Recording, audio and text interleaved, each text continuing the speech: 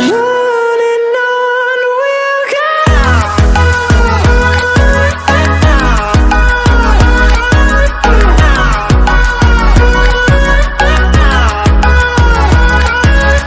Hello my dear students, जैसा कि आप जानते हो कि मैं आज फिर से एक नई वीडियो लेकर आया हूँ। कल आपका एग्ज़ाम है इकोनॉमिक्स का, हाँ, तो इसलिए जितना मैक्सिमम पॉसिबल वे में हो सकता था मैं उतना एक ही बोर्ड पर लेकर आया हूँ। Total 3 chapters, right.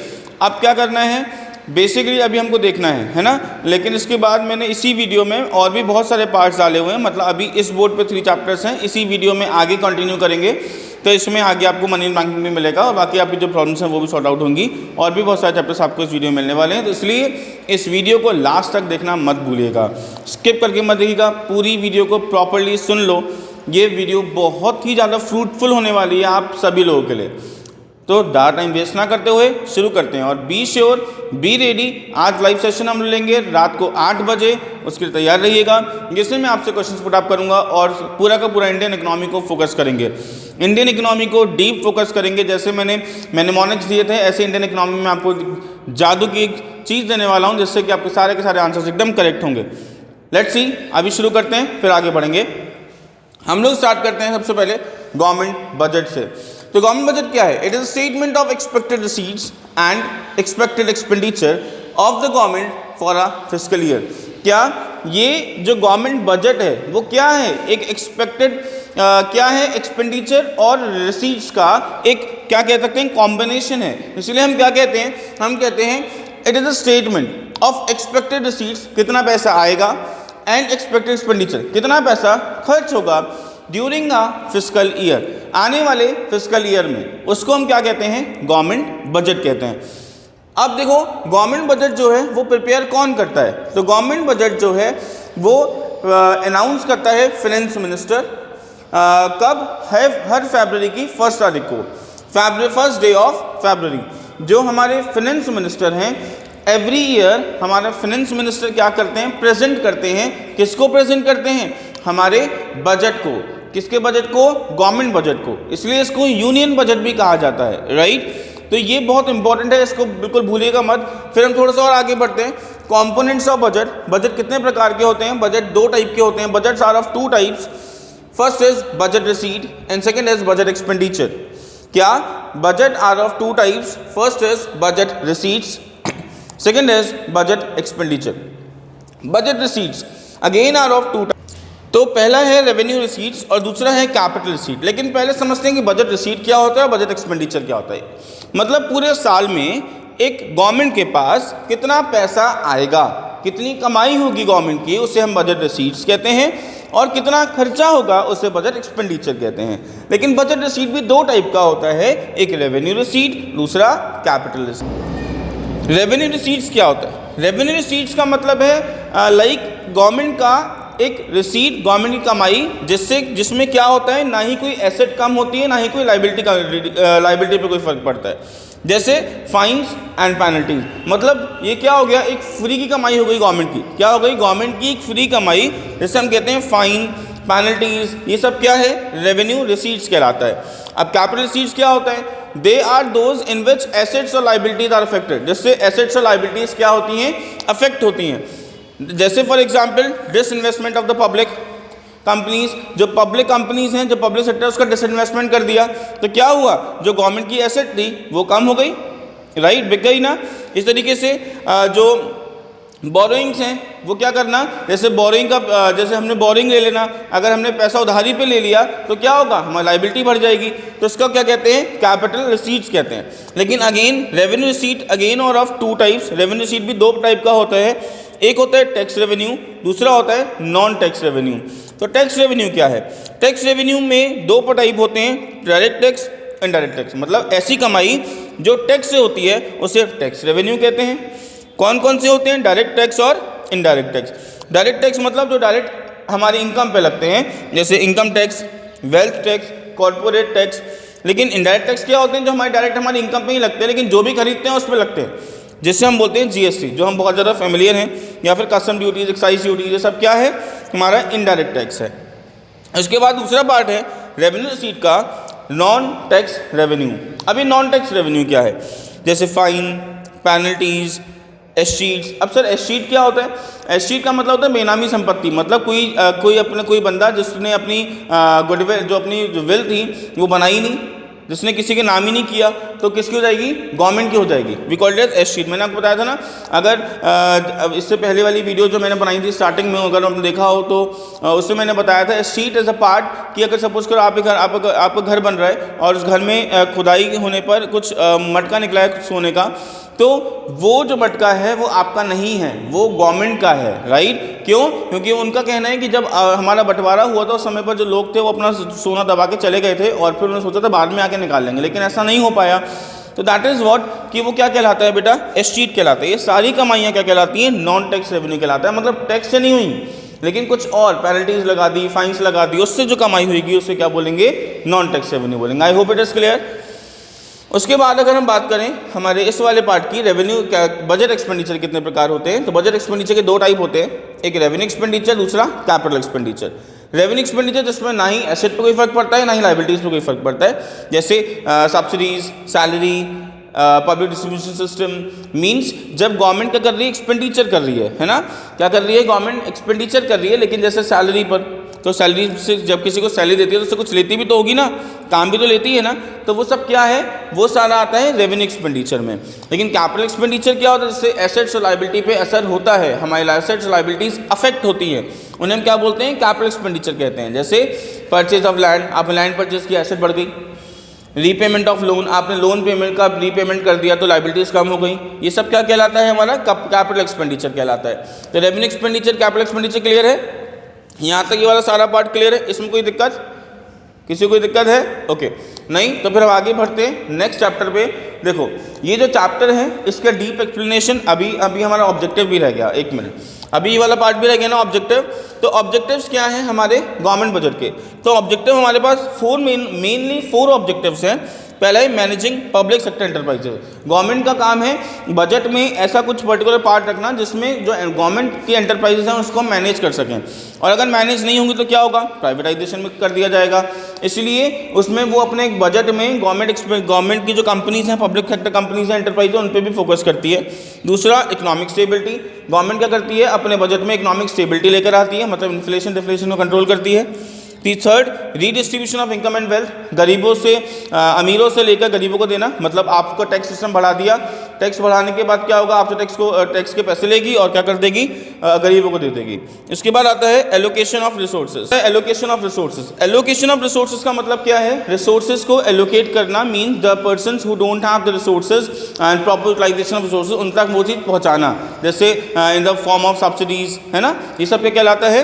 Allocation of resources कहलाता है। उसके बाद हमारा ये वाला पार्ट पूरा कंप्लीट हो चुका है। एक्चुअली हमारा गवर्नमेंट बजट कंप्लीट हो चुका है, और इसके अंदर जो डीप स्टडी थोड़ा सा करनी पड़ेगी वो हम कब करेंगे? अपने रात को लाइव सेशन में करेंगे। अब हम चलते हैं नेक्स्ट चैप्टर पे, जो है हमारा बैलेंस ऑफ पेमेंट, जो बहुत छोटा सा अपने आप में है, जिसमें हम बहुत ज़्यादा डीप नहीं जा रहे हैं, और जो जितना भी जो पार्ट रह जाएगा वो मैं सारा का सारा लाइव सेशन में कंप्लीट करूँगा। अभी हम लोग बैलेंस ऑफ पेमेंट को पढ़ते हैं।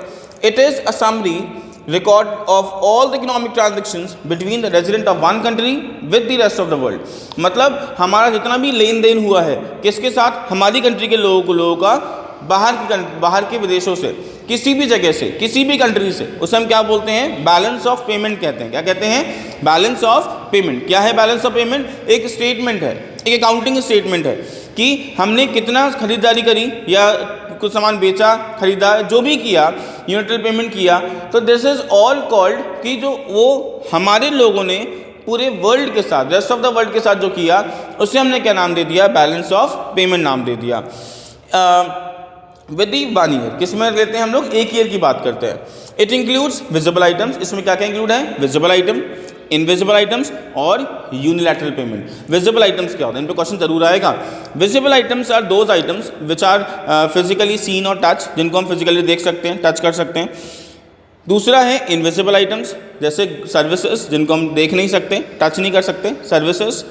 और थर्ड है यूनिलैटरल पेमेंट, मीन्स जैसे गिफ्ट्स, ग्रांट्स। ये क्या है? वन साइडेड पेमेंट है, वन साइडेड पार्ट है कि हमें मिला, किसी ने गिफ्ट दिया, राइट? तो क्या हुआ? वन साइडेड ही है ना, इसलिए इन तीनों के कॉम्बिनेशन को बोलते हैं बीओपी। क्या बोलते हैं? बीओपी। बीओपी में तीनों पर्टिकुलर चीज़ें काउंट होती हैं।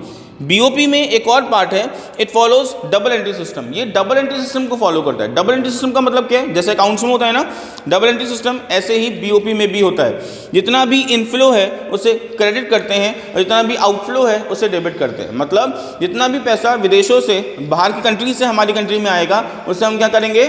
क्रेडिट कर देंगे। जितना पैसा हमारे यहाँ से बाहर जाएगा उसको हम क्या कर देंगे? डेबिट कर देंगे। आई होप इट इज क्लियर। इसके बाद आता है BOT, balance of trade. BOT actually BOP का बेटा है, ऐसा समझो। क्यों? मैंने इसलिए एग्जाम्पल दिया क्योंकि हो सकता है कि वो वाइडर कॉन्सेप्ट और नैरो कॉन्सेप्ट के ऊपर क्वेश्चन आए कि कौन सा कॉन्सेप्ट बड़ा है, तो आप बोलोगे BOP is the bigger wider concept. BOT का मतलब है एक्सचेंज करना गुड्स का ओनली इन विजिबल आइटम्स। जब किस में होगा? सिर्फ विजिबल आइटम्स में जब होगा उसे बीओटी बोलेंगे। जब विजिबल इनविजिबल यूनिलैटरल में होगा, यूनिलैटरल में होगा उसे बीओपी बोलेंगे। क्या? विजिबल में होगा तो बीओटी, विजिबल, इनविजिबल और यूनिलैटरल में होगा तो क्या होगा? बीओपी होगा। राइट। फिर आता है, आपको पता होगा ये हमारे पास आता है surplus balance of payment, deficit balance of payment और balance of payment. Balance of payment का मतलब जब एक्सपोर्ट और इंपोर्ट क्या हो जाए? इक्वल हो जाए। When export of our country is equal to import to from other country, that is called क्या हो गया? बैलेंस हो गया, बैलेंस बीओपी हो गया। मतलब जब हमने जितना सामान बेचा उतना ही खरीद लिया तो क्या हो गया? बैलेंस हो गया। सरप्लस बीओपी क्या है? सरप्लस बीओपी का मतलब है व्हेन वी आर सेलिंग, जब हम एक्सपोर्ट ज़्यादा कर रहे हैं और इंपोर्ट कम कर रहे हैं तो वो क्या हो जाएगा? सरप्लस बीओपी हो जाएगा। क्या हो जाएगा? Surplus BOP. इसी तरीके से डेफिसिट बीओपी का मतलब है जब हमने इंपोर्ट ज़्यादा किया और एक्सपोर्ट कम किया उसे हम क्या बोलेंगे? डेफिसिट बीओपी कहेंगे। आई होप इट इज़ क्लियर। उसके बाद जितना भी पार्ट इसके अंदर रह गया उसको हम वापस से कंटिन्यू करेंगे किसमें? अपने लाइव सेशन में। अब चलते हैं हम किस पे? फॉरेन एक्सचेंज रेट पर। किसमें? Foreign exchange rate. Foreign exchange rate is that rate at which domestic currency is converted into foreign currency. एक ऐसा रेट जिस रेट पर हमारी खुद की करेंसी, डोमेस्टिक करेंसी कन्वर्ट होती है हमारे फॉरेन करेंसी में, उसे बोलते हैं फॉरेन एक्सचेंज रेट। जैसे अभी एट प्रेजेंट क्या बोलेंगे? जैसे $1 इक्वल टू 75.88 रुपीज़ है ना, तो that is called $1 equal to 75.88 rupees. इसका मतलब क्या है कि जब हम 75.88 रुपीज़ देंगे तब हमें $1 मिलेगा। तो ये रेट है, कितने पैसे देकर हमें $1 मिला उसे हम बोलते हैं फॉरेन एक्सचेंज रेट। क्या कहते हैं? Foreign exchange rate. Actually foreign exchange rate 3 types का होता है। कितने टाइप का होता है? 3 टाइप्स का। कौन कौन से होते हैं? Fix exchange rate system, flexible या फिर फ्लोटेशन एक्सचेंज रेट सिस्टम और third manage floating rate system या फिर डर्टी फ्लोटिंग। अब फिक्स एक्सचेंज रेट सिस्टम क्या है?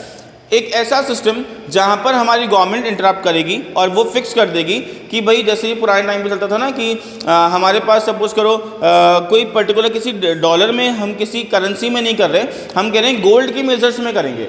भाई हमें 2 ग्राम गोल्ड हम दे देंगे, 3 ग्राम गोल्ड हम दे देंगे इतने रुपये में। मतलब ये चीज़ अगर हमें मिलेगी तो हम क्या करेंगे? ये 2 ग्राम गोल्ड की है।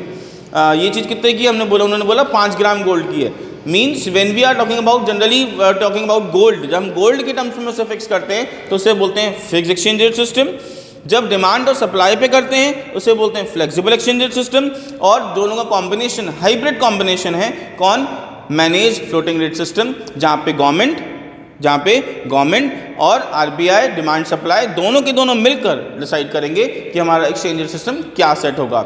जनरली इन्फ्लेशन डिफ्लेशन कंट्रोल करने के लिए, मतलब जो हमारा डॉलर का दाम है बढ़ जाने के लिए, घटाने के लिए, उसके लिए हम लोग यूज़ करते हैं मैनेज फ्लोटिंग रेट सिस्टम। इसके ऊपर क्वेश्चन बिल्कुल बन सकता है, आ सकता है, इंपॉर्टेंट है। राइट। अब थोड़ा सा और आगे बढ़ते हैं। अभी हमारा क्या रह गया?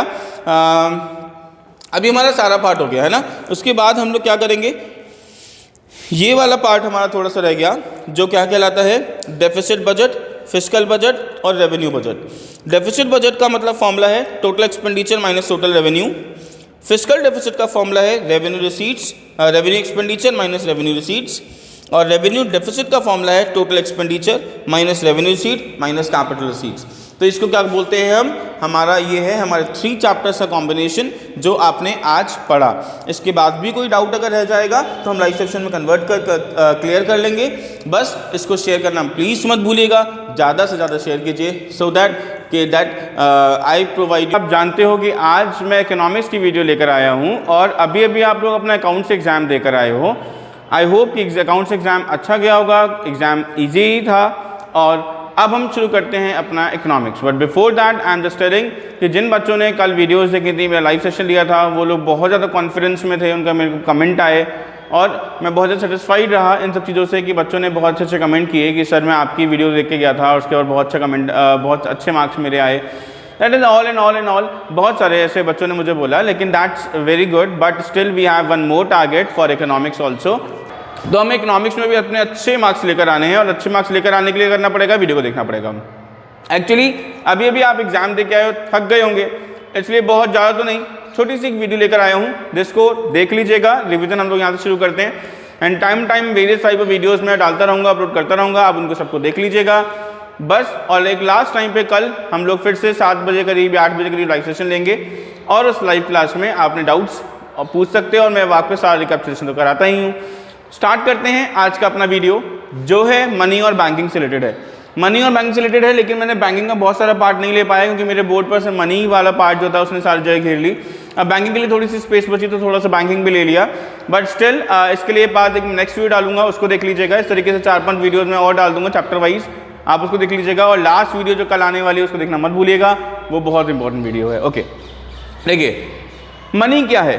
तो money is what money can do. Money वो है जो मनी कर सकती है। Means money is anything which is accepted as medium of exchange, जिसको हम एक्सेप्ट किया है मीडियम ऑफ एक्सचेंज की तरह, major of value, store of value या फिर store of value and standard deferred payment. और किसके लिए? स्टैंडर्ड डेफर्ड पेमेंट के लिए, राइट। तो ये सब क्या है? This is all called money supply. ये सब क्या है बेटा? इसको हम बोलते हैं money supply. I hope it is clear to you all. Okay, अब आगे बढ़ते हैं। आप देख सकते हो कि हमारा चैप्टर शुरू होता है बार्टर सिस्टम से। Actually before the evaluation of money, money के आने से पहले हमारे पास जो सिस्टम चलता था वो C2C इकोनॉमी था, मतलब कॉमोडिटी टू कॉमोडिटी इकोनॉमी, जिसका नाम है barter system. When goods are exchanged with the goods is known as barter system। जब गुड्स के बदले में गुड्स एक्सचेंज किए जाते हैं तो उसको हम क्या बोलते हैं? बार्टर सिस्टम बोलते हैं। तो यही है हमारा बार्टर सिस्टम। लेकिन आपको पता है ना, जब गुड्स के बदले में गुड्स एक्सचेंज करेंगे तो बहुत सारी प्रॉब्लम्स आएंगी। तो इसमें बेसिकली लिमिटेशंस बहुत इंपॉर्टेंट है, इसको देख लीजिएगा। ये इसके डिसएडवांटेजेस हैं। इसमें पहला डिसएडवांटेज है lack of double coincidence of bonds. Lack of double coincidence of bonds का मतलब क्या है? जैसे फॉर एग्जांपल सपोज करो मेरे पास एक प्ले स्टेशन है, राइट, और मुझे एक MP3 प्लेयर चाहिए, ठीक है। अब मुझे MP3 प्लेयर चाहिए और प्ले स्टेशन बेकार है मेरे लिए, तो मैं क्या करूंगा? मेरे को एक ऐसा बंदा ढूंढना है जिसको प्ले स्टेशन चाहिए हो और MP3 प्लेयर बेकार हो। ऐसा ढूंढना कितना मुश्किल है या नहीं? यही कहलाता है डबल कोइंसिडेंस ऑफ बॉन्ड। मेरी बॉन्ड्स और उसकी बॉन्ड्स मैच करनी चाहिए। जो मेरे पास एक्स्ट्रा है वो उसकी रिक्वायरमेंट होना चाहिए, जो उसके पास एक्स्ट्रा है वो मेरी रिक्वायरमेंट होना चाहिए। इसे डबल कोइंसिडेंस ऑफ बॉन्ड कहते हैं, जो कि बहुत ही ज़्यादा डिफिकल्ट है ऐसा फाइंड आउट करना। उसके बाद है lack of store of value. अब lack of store of value का मतलब क्या है? Lack of store of value का बेटा बेसिकली मतलब है कि एक्चुअली क्या होता है? Lack of store of value का मतलब है कि जैसे सपोज करो किसी भी चीज़ को उठा के रख सकते हो? नहीं। मतलब जैसे सपोज करो for example I like watermelon, मुझे वाटरमेलन बहुत अच्छा लगता है, ठीक है।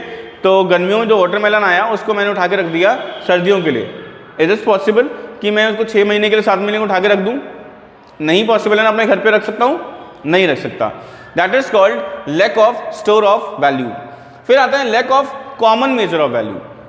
कॉमन मेजर मतलब एक मेजर नहीं था कि किसके बदले में क्या वापस करूं। जैसे सपोज करो जैसे मेरे पास सपोज क्या लेडी फिंगर है, लेडी फिंगर के बदले में मुझे मिल्क चाहिए, तो कितनी लेडी फिंगर कितने मिल्क के में मेजर करूं, कितने लेडी फिंगर को दूं कि कितना मिल्क मेरे को मिलेगा, ऐसा कर सकते थे? दिक्कत थी।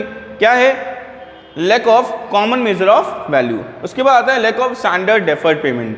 डेफर्ड पेमेंट का मतलब फ्यूचर पेमेंट्स का है कि जैसे सपोज करो एक्चुअली जो मैंने कोई सामान खरीदा उसी को मैं फ्यूचर में वापस करूँ। जैसे मैंने किसी से उधारी पे सामान ले लिया, उधारी पे पैसे ले लिए, अब मैं उसको पैसे वापस कर दूंगा, है ना, क्योंकि मेरे पैसा है, पैसा खराब नहीं होगा।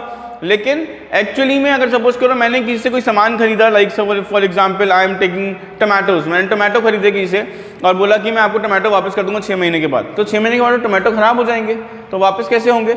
Actually it is called lack of standard deferred payment. मतलब फ्यूचर पेमेंट पॉसिबल ही नहीं है बार्टर सिस्टम में। तो ये इसके लिमिटेशन से आई होप कि आपको समझ में आ गया होगा। फिर हम आगे बढ़ते हैं अपने मनी के लिए कि मनी है क्या एक्चुअली। तो मैंने आपको बताया कि मनी एक वो चीज़ जो जनरली एक्सेप्टेबल है मीडियम ऑफ एक्सचेंज के लिए, जो पूरे वर्ल्ड में है ना हर जगह पर एक्सेप्टेड है, that is called medium of exchange, store of value, deferred payment. तो ये सब क्या है, ये है हमारा मनी। तो बोल रहा है what are the primary functions of money. Money के प्राइमरी फंक्शंस क्या है, क्वेश्चन बहुत इंपॉर्टेंट है। मनी के दो प्राइमरी फंक्शन है, medium of exchange and measure of value. Medium of exchange का मतलब सामान कोई सामान खरीदा और पैसे दे दिए, that is called medium of exchange. And store of value का मतलब है मेजर ऑफ वैल्यू का मतलब क्या है कि हम किसी भी चीज़ का मूल्यांकन कर सकते हैं कि पर्टिकुलर चीज़ कितने रुपए की है ना। जैसे for example I am purchasing for the dead watch की बात करूँ तो वॉच मुझे खरीदने के लिए, मैं वॉच खरीदने के लिए गया, तो ये वॉच कितने की मुझे मार्केट में मिलेगी, दैट इज कॉल्ड क्या कहलाता है, मेजर ऑफ वैल्यू कहलाता है। फिर आता है what are the secondary functions of money. Money के सेकेंडरी फंक्शंस क्या है, कॉमन मेजर ऑफ वैल्यू, पहला फंक्शन क्या है, common measure of value.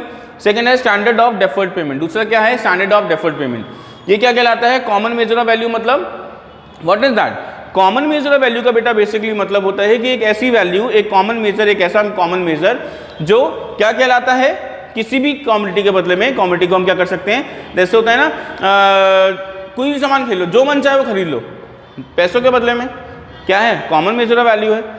Standard deferred payment भी अलाउ करता है, मतलब फ्यूचर में पेमेंट कर सकते हो ना मनी से, मनी को एक अपने पोर्शन में उठा के रख सकते हो, 6 महीने के लिए, 10 महीने के लिए, 11 महीने रख सकते हैं ना, कोई प्रॉब्लम तो नहीं है ना, बस that is called standard deferred payment. फिर आता है हमारा मनी सप्लाई, जो बहुत इंपॉर्टेंट टॉपिक हो सकता है इस बार के लिए। The total value of money held by the public at a particular point of time. पूरा का पूरा मनी जो पब्लिक के पास में है एक पर्टिकुलर पॉइंट ऑफ टाइम में, उसे बोलते हैं मनी सप्लाई। मतलब कितना पैसा लोगों के पास में है उसे मनी सप्लाई बोलते हैं, जिसके 4 मेजर्स हैं, M1, M2, M3, M4। लेकिन हमारे सिलेबस में सिर्फ M1 आ रहा है, ठीक है, क्या आ रहा है, M1।